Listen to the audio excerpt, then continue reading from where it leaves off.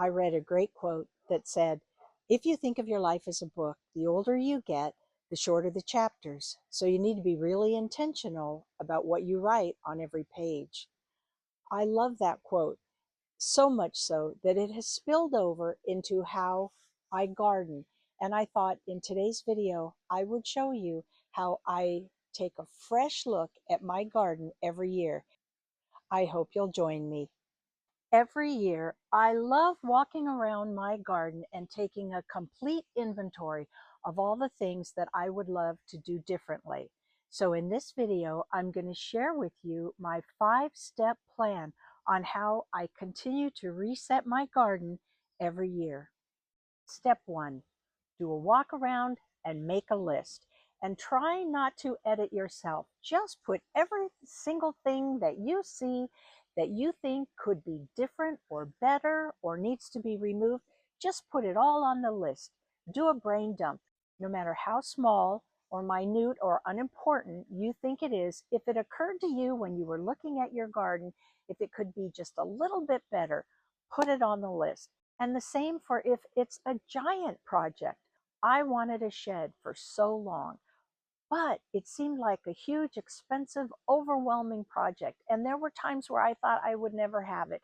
But because I continued to put it on the list every time, when I came across the right contractor and the right design, boom, I was ready to go. So do your walk around slowly, thoughtfully, more than once. I go one direction and then I go the other direction because you see things differently. So make a comprehensive list and don't edit yourself. If it occurs to you while you're looking, write it down.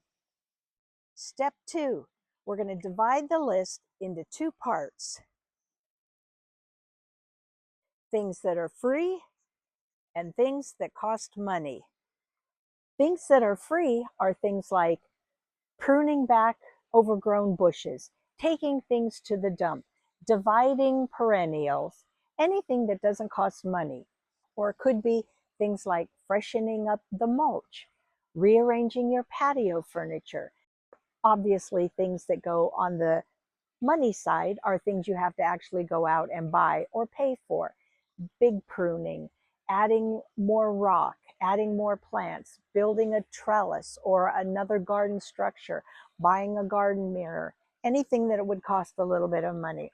Step number 3 is putting them in order of priority. And this, I think, is the most fun part. On the free side, put them in order of priority of what takes the least effort on top. That way, as you're starting to go through your garden list, you can get really quick wins by checking off those boxes. The simple things like going to the dump, raking up leaves, dividing some perennials. And in doing so, you build a sense of accomplishment because you start getting momentum. Plus, if you only have a few minutes out of the day, you can quickly look at the list, check off something very simple that is not very time consuming. On the money side, I personally put them in order of what I want the most, but you could do it many ways. You could do it in order of cost with the least expensive things first. So you get a sense of momentum by ticking off the smaller purchases first. However you do it, putting them in order of priority just gives you a game plan and a sense of accomplishment. And honestly, the free side is so exciting to me because I can look out and see a dramatic difference and think, wow, I didn't even spend any money. Number 4, create a vision board. If you've seen my video on how to create a vision board, you know how much time, money, and effort it has saved me. But there are tons of videos on how to create a vision board. So whatever you choose, just give it a try. It's a great rainy day project. And by going through magazines, picking out photos of what you like, you know, gardening is a very visual thing.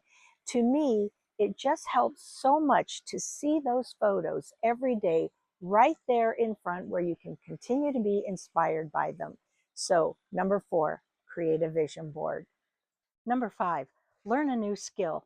I made a huge mistake in pruning one of my trees based on something that I had heard from other gardeners, and I have regretted it ever since. When I go outside and I look at that tree, I feel like crying. But the good thing about it was it inspired me to take a class on pruning by somebody who is famous in my area for aesthetic tree pruning. And it was the best afternoon I have spent in a very long time. So if you want to level up your garden, level up your skills. So just to recap my 5 steps for resetting my garden in 2026. Number 1, walk your garden and make a master list. Don't edit it, put everything down. Step 2, sort that list into 2 sections, free projects and paid projects. Number 3, prioritize the free projects for quick wins. There's nothing like building momentum by checking off those boxes. Number 4, create a vision board. I have a video on how to do it. There are plenty of other videos on how to do it, but it's a very fun rainy day project, and you would be surprised how much money, time, and effort that's going to save you. Number 5, learn a new skill. And it can be anything garden related. It actually could just be a class on organization. But leveling up your garden skills, if you do that every year, think about the cumulative effect of that. I hope you have fun planning and rebooting and refreshing your garden for 2026. I hope my video has played some small part in leveling up your garden design. Thanks for being here, and I'll see you next time.